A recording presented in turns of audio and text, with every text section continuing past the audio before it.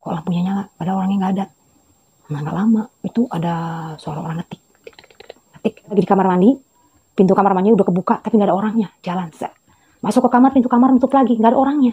Plak, dia tutup lagi, dia lanjut ngetik. Ini tambahnya ngapu nasi goreng. Suami Mbi tuh ngomong, jangan ditegur, dia bilang gitu kan, jangan ditegur. Kayak berupa binatang gitu. Itu sepanjang jalan Bi lemparin buah loh.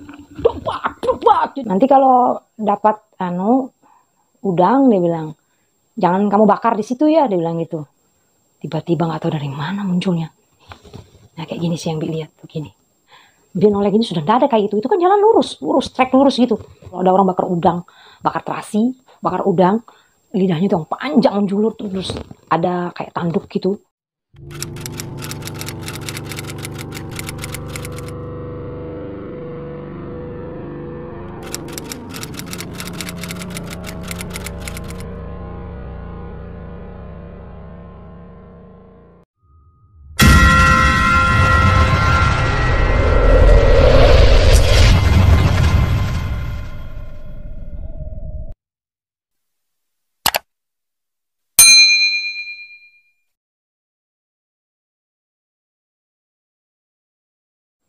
Assalamualaikum warahmatullahi wabarakatuh. Hai semuanya, jumpa lagi bersama Bi di sini di YouTube channel Kisah BM. Oke, di episode kali ini adalah spesial edisi hari pernikahan. Jadi tanggal 20 Juli tadi usia pernikahan Bi sudah 29 tahun. Jadi episode ini khusus Bi kumpulkan kisah peristiwa-peristiwa mistis, magis yang Bi alami saat-saat bersama suami Bi. Jadi kisahnya seperti ini. Oke, sebelum ke kisah, bisa ingatkan untuk mohon di subscribe, like, komennya juga Bi tunggu supaya channel Bi ini bisa lebih berkembang lagi. Jadi makin banyak kisah yang bisa Bi bagikan di YouTube channel Kisah Bi. Baiklah, ceritanya seperti ini. Jadi di awal pernikahan itu Bi menikah di Samarinda ya. Nah itu nggak langsung pindah ke Palangkaraya. Jadi Bi masih ada di Samarinda, masih ada kos gitu loh. Nah, pengalaman pertama mistis bersama suami Mbi ini terjadi di kos Mbi. Di kosan Mbi itu kan waktu peristiwa ini terjadi, teman-teman pada pulang semua, pulang kampung. Jadi yang tertinggal cuma Mbi sendiri di kos-kosan itu. Ada dua sih, Mbi sama teman Mbi, cuma dia di lantai 2, Mbi di lantai 1 di bawah. Nah, yang di bawah itu hari itu sudah pulang satu demi satu karena kan mau libur. Nah, ada satu terakhir Mbak yang di ujung namanya Mbak ini itu, dia titipkan kunci ke Mbi. Mbi sendiri yang terima karena dia nggak sempat antar ke bapak kos, nanti Mbi yang serahkan. Nah Mbak ini itu dia lagi nyusun skripsi, jadi kebiasaan dia tuh sampai tengah malam, kadang sampai subuh tuh ngetik skripsi. Nah jadi kejadiannya saat itu jam 11 malam, Mbi kaget aja ngeliat kamarnya kok nyala lampunya. Tuh dia berangkat, setahu Mbi lampunya dimatiin ya. Dia juga kalau lagi malam, kalau lagi misalnya nggak ada orang mau tidur, dia pasti matiin, nggak punya kebiasaan nyalain, lampunya nyala itu. Nah saat yang udah nyala kayak gitu, Bi sih bilang sama suami Bi itu, kok lampunya nyala, padahal orangnya nggak ada.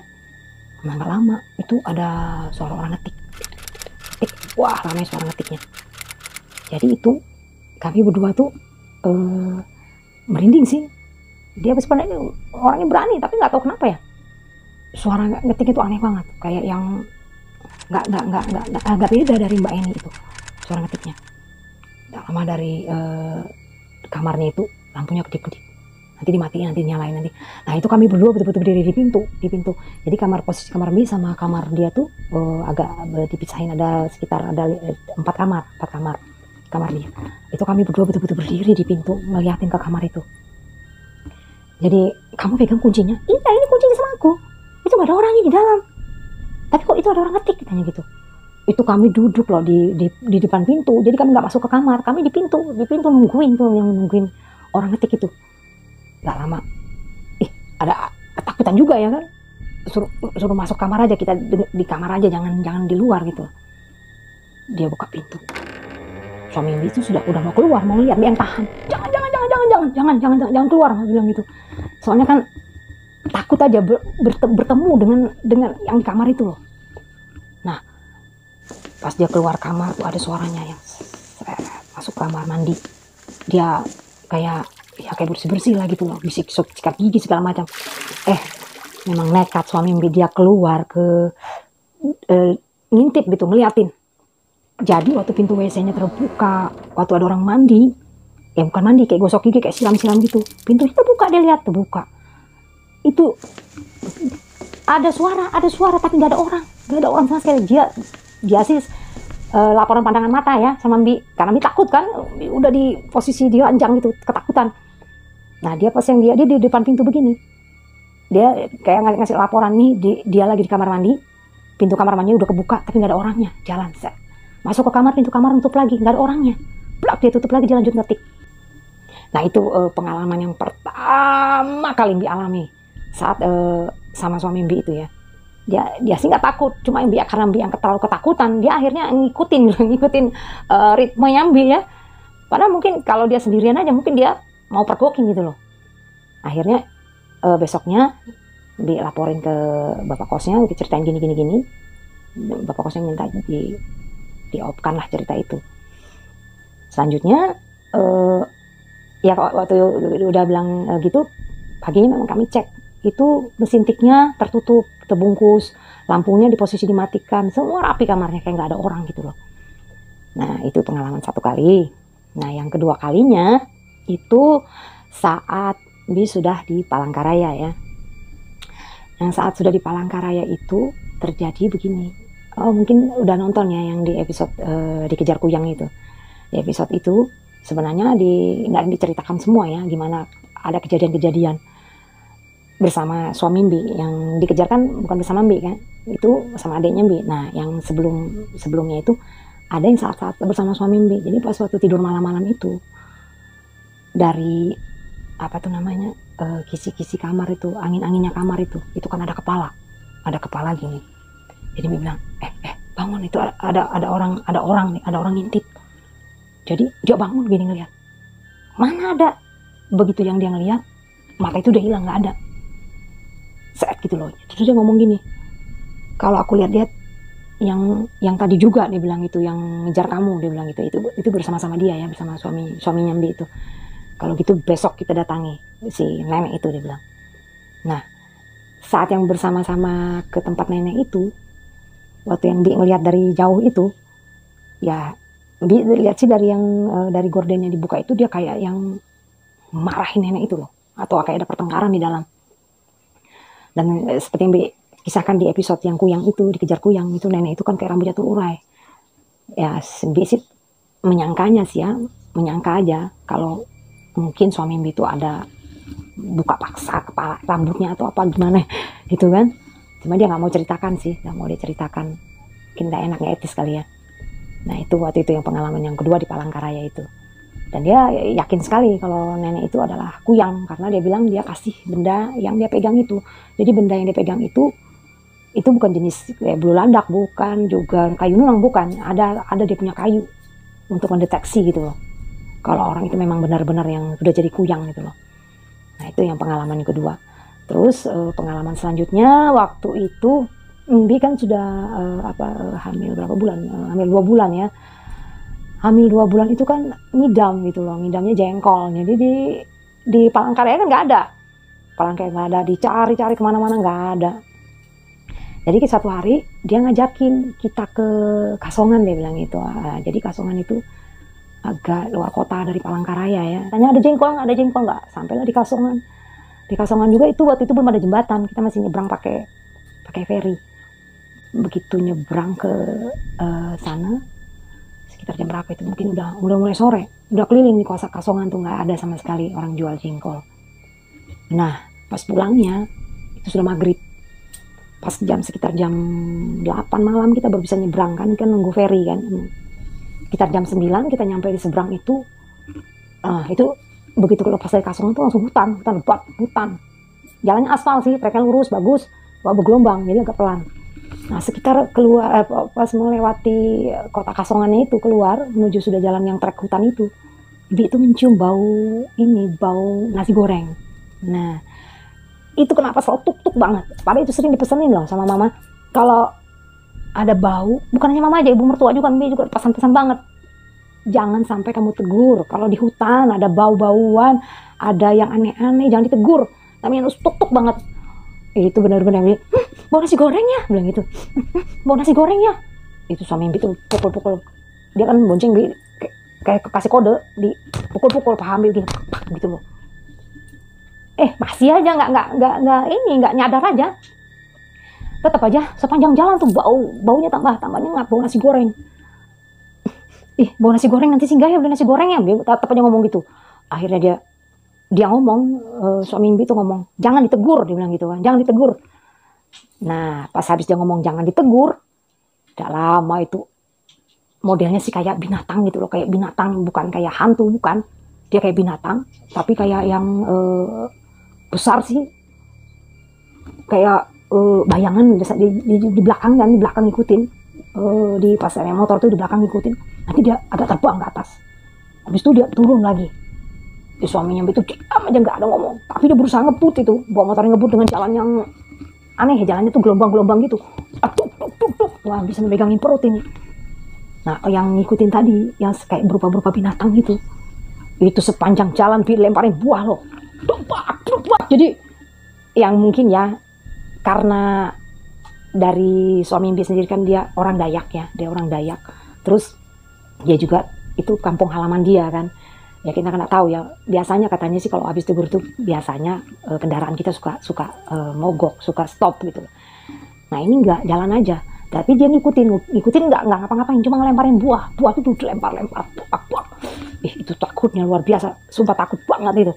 Tapi karena yang Bi ngerasa ya sama suami gitu loh, dia juga tahu gimana hutan itu sebenarnya gimana, yang Bi pede aja, ditimpukin buah gimana. Nah lepas dari berapa kilo, itu baru hilang bau nasi gorengnya, dan binatang itu juga udah nggak ngikuti. Sebenarnya bukan binatang sih, sebenarnya kayaknya kayak siluman hutan gitu. Penasaran aja kali kan, dia ngetes aja orang lewat gitu loh. Ya untung aja kendaraan nggak di stop sama dia. Itu pengalamannya. Nah selanjutnya ini terjadi waktu di mana tuh ya? Masih di Kalteng juga. Di Kalteng itu nah gini, jadi orang Dayak itu punya kebiasaan ya, dia kan sukanya berburu, sukanya mancing. Itu jadi kayak kegiatan yang rutin gitu loh. Nah dulu waktu masa-masa pernikahan awal Mbi menikah, Mbi masih suka, senang aja diajak, dan dia juga belum tahu kalau Mbi ini penakut gitu loh. Ayo mah kita mancing, ayo mah kita berburu gitu ya. Nah gitu. Tapi kalau berburu kadang-kadang Mbi ditinggal sendirian. Nanti dia masuk survei ke dalam hutan, Mbi ditinggal di suatu tempat gitu loh, di hutan gitu, tapi nggak masuk ke dalam. Itu sering banget gitu. Nah, jadi waktu itu Mbi diajak mancing di Jabiren gitu loh. Jabiren itu sekitar 50-an kilo lah ya dari Palangkaraya, sekitar itulah. Waktu itu sih belum ada jalan kayak sekarang ya, jalan trans sudah jadi kayak sekarang. Dulu masih jalan rintis gitu loh. Jadi hutannya juga masih lebat banget daerah situ tuh, dari daerah Jabiren. Nah sampai di Jabiren itu kita ngeliatin posisi-posisi tempat mancing kan siang, karena biasanya kebiasaan kalau mancing itu malam, katanya biar suasana sepi gitu loh, ikannya banyak, katanya sih begitu ya, diikutin aja. Jadi di Jabiren itu dia punya keluarga, ada berapa rumah ya Jabiren, ada 3 rumah lah. Tapi kita nggak mancing di daerah lokasi yang ada rumah orang, itu yang di hutannya kita mancingnya. Nah sampai di Jabiren itu sekitar jam 5 sore. Nah, kita bilang sih sama keluarganya itu mau pergi cari udang, cari ikan pepuyuh, cari itu kan. Banyak udang juga sih, ada sungai-sungai kecil di samping sisi jalan. Nah, jadi waktu kita pamitan sama tante di situ, di Jabiren itu, dia bilang gini, nanti kalau dapat udang, dia bilang, jangan kamu bakar di situ ya, dia bilang gitu. Jadi yang dipesankan Bi gitu loh, nanti kamu jangan bakar di situ ya. Iya tante, nah gitu. Nah suami Mbi kan dia nggak dengar gitu loh. Nah sekitar jam 7 malam lah kami di posisi itu, dia kan suka pasang gitu loh, apa namanya, perawai apa tuh. Jadi tiap pancing itu dipasang kayu, ditaruh di lubang-lubang khusus gitu, panjang gitu. Kadang-kadang sampai jalan berapa kilo gitu loh. Kalau dia lagi masang kayak gitu, Mbi ditinggalin sendirian. Wih ngeri banget loh, nggak ada sama sekali namanya cahaya atau apa tuh, nggak ada, namanya hutan gelap kan. Nah dia masang itu, dia kembali, mah ke situ yuk, kita di situ banyak udangnya, dia bilang. Ayo gitu. Jadi agak ke dalam lagi, agak jauh yang belukar gitu loh, hutannya pohon yang besar-besar. Akhirnya didapatkan udang tuh gede-gede banyak. Padahal Mbi nggak bisa makan udang, sama sekali nggak bisa makan udang. Tapi nggak tahu pengen coba aja, pengen coba makan udang kan. Nah dia ngomong gini, nanti aku bikin api ya, dia bilang gitu. Nanti kita bakar, dia bilang gitu. Nah Mbi ingatkan pesan si tante tadi. Jangan dibakar kata tante tadi. Dia kayaknya nggak dengar sih, tetap aja bikin kayu. Asik aja dia bikin kayu. Kayaknya udah apa namanya, udah kepingin banget kayaknya makan udang bakar kan. Jadi Mbi dapat udangnya agak gede-gede tuh. Dibikin lah api sama dia itu kami di tengah jalan loh itu, karena memang nggak ada kendaraan lewat tuh, nggak ada sama sekali. Itu pun kami sendiri aja di situ, yang berduaan aja di situ di hutan itu. Selama Mbi mancing situ nggak ada satupun orang lewat. Nah jadi udah pas jadi panggangannya, barangnya udah jadi, dia cucuk-cucuk lah udang itu kan, dibakar gitu. "Ma, kamu tungguin ya bakaran udang ini," dia bilang gitu. Ya Mbi kayak lupa juga sih, sudah pesan tante tadi, "Kamu tungguin ya bakar udang ini, aku kesana dulu lihat pancing-pancingku," dia bilang gitu. Agak jauh dia jalan, Mbi tinggal sendirian. Sudah dia agak jauh, tapi itu senter dia kan kelihatan nyala gitu loh. Mbi juga ditinggalin senter satu, pakai senter aja tuh. Betul-betul namanya kayak nggak ada rasa takut sih waktu itu. Jadi pas dia udah agak jauh banget dari Mbi itu, kelihatan kecil udah kan cahaya lampunya. Nah Mbi lagi nungguin bakaran udang itu. Banyak sih dibakar udangnya. Panggang nanti Mbi balik-balik. Tak lama, dia udah yang agak jauh, gak lama itu. Tiba-tiba gak tahu dari mana munculnya, datang orang tua, laki-laki. Kayak gini modelnya, ada Mbi gambarnya. Kayak gini nih. Nah kayak gini sih yang Mbi lihat, begini. Nah gini, persis begini lah. Dan mukanya juga bentuk model-model begini mukanya. Nah gini, dia langsung berdiri di belakangnya Mbi. Kaget kan Mbi langsung. Saya bilang, "Siapa ya?" "Assalamualaikum," dia bilang gitu. "Assalamualaikum," dia sama Mbi. "Waalaikumsalam," Mbi. "Mbak apa nak di sini?" dia bilang gitu. "Kai bakar udang," gitu. "Sendiri kah?" "Enggak, sama suami saya itu sana." Kelihatan kan nyala senter lampunya. Sambil dia ngeliatin gini. "Siapa suamimu?" Ya Mbi bilangin sih namanya Bobby Tenes, bilang gitu. "Oh," bilang gitu. "Kenal kah?" gitu Mbi gitu. "Enggak, nanya aja," bilang. "Dayak juga berarti," bilang gitu. "Iya Dayak," bilang gitu. "Oh," bilang gitu. Nah, lama dia pindah ke sisi kirinya Mbi, sambil dia ngeliatin bakaran udang itu kan. Habis dia ngeliatin bakaran udang tuh dia ngomong gini, "Kenapa bakar udang di sini?" dia bilang gitu. "Bukan saya enggak makan udang, saya suruh nunggu aja, yang bakar suami saya," bilang gitu. "Saya enggak makan udang," bilang gitu. Habis itu dia pindah lagi ke kanan, dia mutar-mutar gitu aja, kiri kanan dia bawa itu bawa kayak anjat gitu ya, yang tasnya orang Dayak gitu loh. "Kai dari mana?" "Aku mau ambil ikanku di situ," dia bilang gitu kan. "Aku mau ambil ikanku di dalam." "Di dalam mana Kai?" "Enggak, bukan di jalannya, di dalam hutannya dia." "Oh, banyak ikannya Kai," bilang gitu. Santai aja ngobrol sama orang itu. "Banyak ikannya Kai?" "Banyak ikan situ, kalau kamu mau pergi ke dalam lagi," dia bilang gitu. "Nanti aku tunjukkan tempatnya," dia bilang. "Kai tinggal di mana?" Nah, waktu bilang, "Kai tinggal di mana?" "Sana," dia bilang. Dia nunjuk bukan ke arah yang tempatnya keluarga kami itu, dia nunjuknya ke arah yang berlawanan, yang nggak ada penghuni. "Oh," bilang gitu. "Jalan Kak Kai pulang?" "Jalan aja saya ini," dia bilang gitu. Habis dia ngomong kayak gitu kan, nggak lama dari jauh suami Mbi itu kan kelihatan senternya mendekat gitu. Nah begitu yang kayak dia udah mendekat, mau dekat-dekat gitu, si Kai itu ada kayak ngomong sih ke suami Mbi pakai bahasa Dayak sih. Gitu bahasa, lupa sih Mbi ngomongnya apa, tapi kayak nyapa gitu loh, nyapa. Suami diam aja, nggak ada jawab gitu loh. Nah udah pas udah dekat banget, Mbi nengok ke sini, si bapak itu udah nggak ada, bapak yang tadi itu. Jadi saking merhatiin kan, sambil Mbi ngobrol juga sama si Kai itu, menceritakan dia tuh nangkep tuh Kai gini, dia senang memang mancing anu gini. Kai itu juga jawab gini, asik juga ngobrol gitu, nggak merhatiin ke samping. Dia noleh gini, sudah nggak ada Kai itu kan jalan lurus, trek lurus gitu, lurus banget, Jabiran tuh lurus jalannya. Si Kai itu bayangannya pun nggak ada gitu loh, udah nggak ada di sampingnya Mbi itu. Dan Mbi sampai gini kan gelap kan, sambil ngeker air mata kayak gini, ngeliatin ke ujung jalan itu, ngeliat ada nggak masih bapak itu, si Kai itu. Nah pas suaminya Mbi udah dekat, Mbi bilangin, "Tadi ada loh," aku bilang, "ada bapak-bapak loh di sini, ada Kai." Terus suami Mbi agak diam sih. "Mana ada orang? Lah tadi dia nyapa kamu. Dia pakai bahasa Dayak gitu loh. Aku nggak terlalu ngerti dia ngomong apa. Cuma dia nyapa kamu, terus kamu nggak jawab." "Nggak ada orang," dia bilang gitu.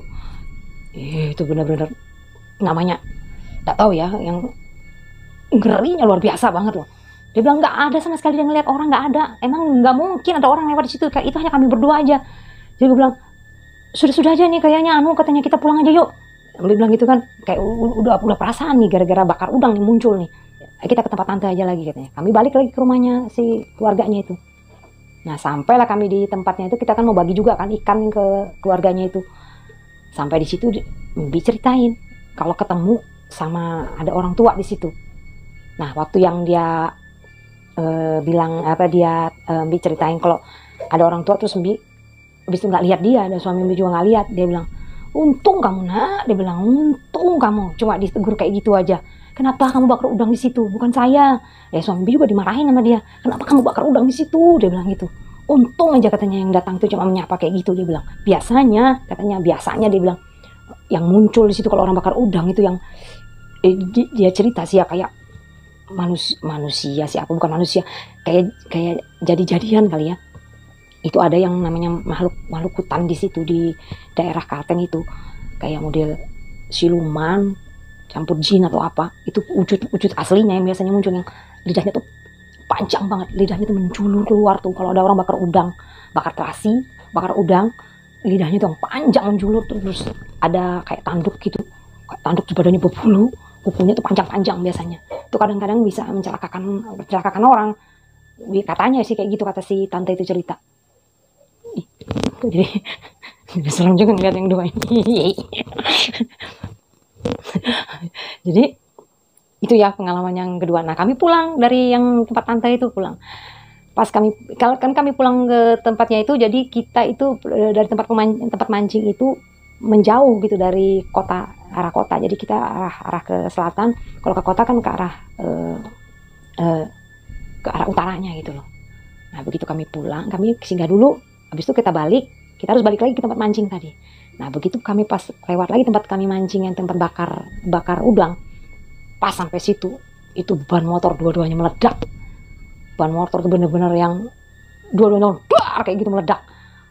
Akhirnya stop, kempes bannya katanya itu. Dua-duanya kempes bannya. Jalan lagi sekitar berapa meter dari situ, udah lama lampu motornya lagi mati.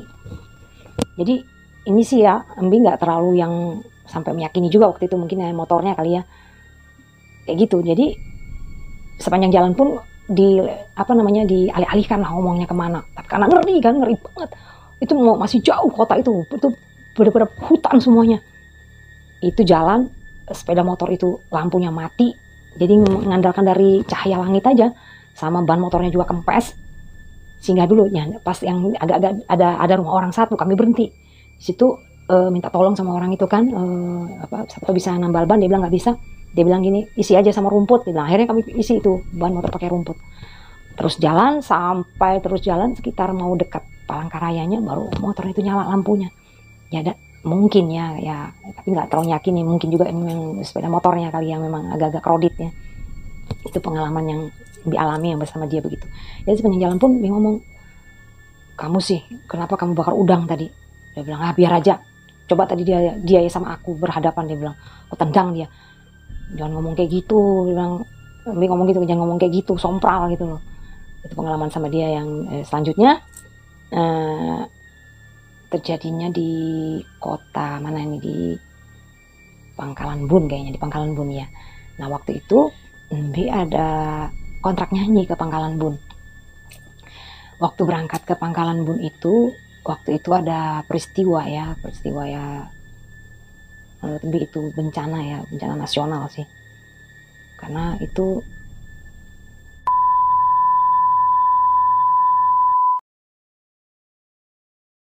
ini. Oke, dia maksud diperiksa itu ternyata bukan periksa KTP, bukan. Dia mau mengendus atau gini. Ini tadi malam kuntilanaknya aku marahi loh. Kuntilanak dimarahin. Aku loh pulang nyanyi capek-capek, dia bilang gitu.